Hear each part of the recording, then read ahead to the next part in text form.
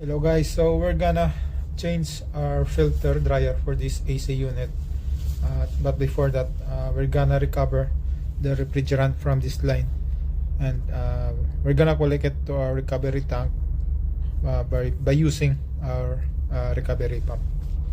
So this is our recovery pump. It has an in and out. The out is going to this recovery tank. So this is the sample of our recovery tank. So we have a big one. It also has a small one, but in case you don't have, you can use the empty bottles like this one in the video, and like this. This one doesn't have a check bulb, so you can fill it back inside. Unlike this one has a check bulb or non-return bulb, so you cannot fill it. You cannot fill the refrigerant inside unless you take out the check bulb.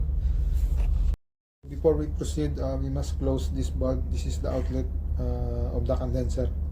Outlet of the condenser and inlet of the filter dryer. And then we need also to close the outlet of the dryer so that we can isolate this portion. And this, because this is only the part that we're gonna work, so we just need to isolate this part.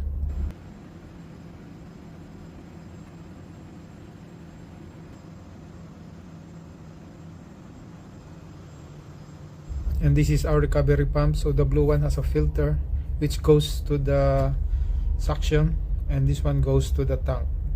So we will gonna recover the refrigerant on this part only, since we already isolated the bulbs. So from the outlet, since this is a liquid line, so we're gonna connect it to the liquid line bulb, which is the blue one. So we're gonna open this one. So we start by the recovering by opening this charging port and open this bulb. So this, since this is a liquid line and has a positive pressure, so it can fill directly to the tank, so it will start to equalize, and then we can start the pump to fill up the tank, this recovery tank. In case you need to recover for such a big space, you need to weigh, or you need to weigh, you need a weighing scale to weigh the bottle, and also observe the discharge pressure, and check also the tier pressure limit of this tank, so that we will not overfill it.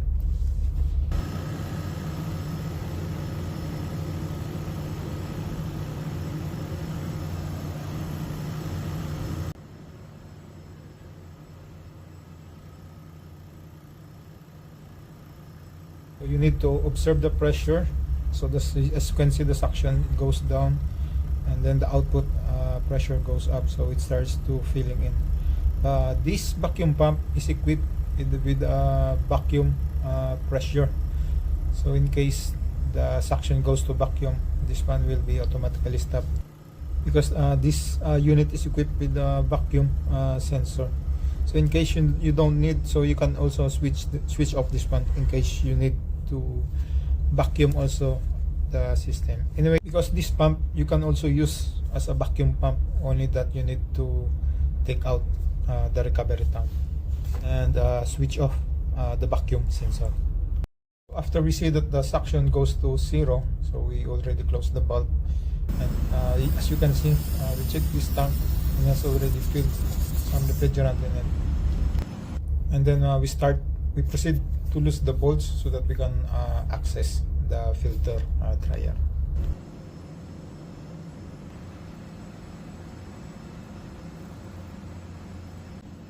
So nung tinanggal natin yung filter, na-observe natin ito, so maluwag na dito, which is hindi tama. Dapat kasi mahigpit yan dito, dahil nawawala na yung purpose niya as a filter.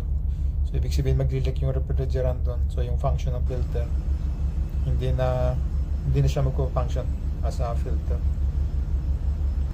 So ito na siya, so makikita nyo yung bandang dulo maluwag na, at baliktad, so hindi tama yan. Ayusin natin ito.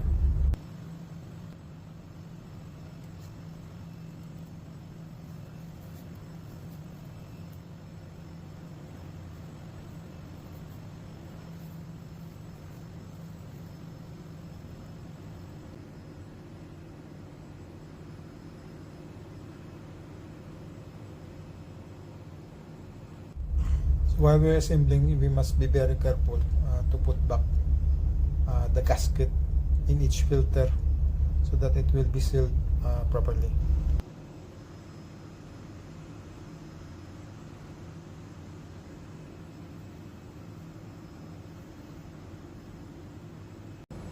So this is the correct assembling of the filter. Unlike this one, you see the gasket is loose and this is not correct. So we put it like this. This is must be, because from the condenser itself, the gas goes from the pipe, from the condenser goes from the outside, and then it filters to the inside, and then from the inside it goes to the line. So unlike before, if it's not properly sealed, then the function of the filter will not be efficient.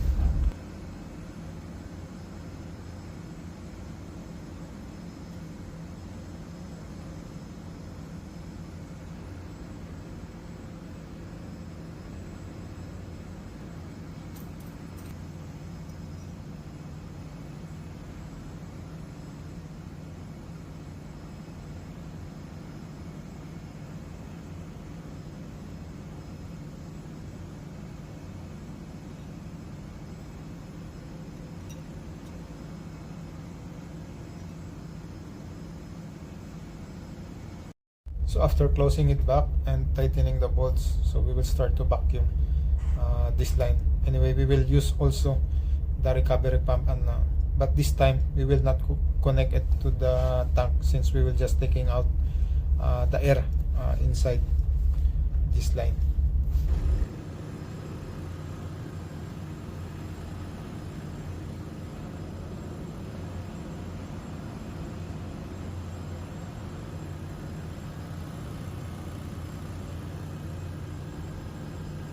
So after the suction pressure drops below 0, this pump stops. So we need to switch off this vacuum sensor so that the suction can goes until vacuum, so we can until the air is removed in the system.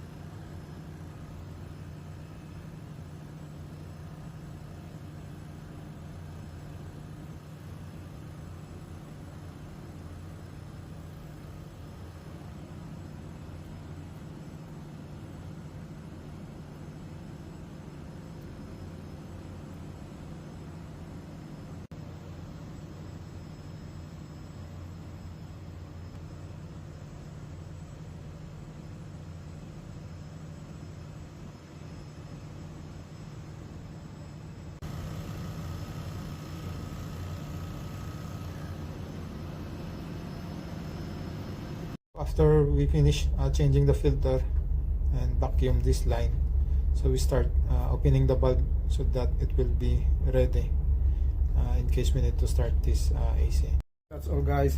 Thanks for watching. So for the next video, we will show you how to fill and change the oil for the AC compressor.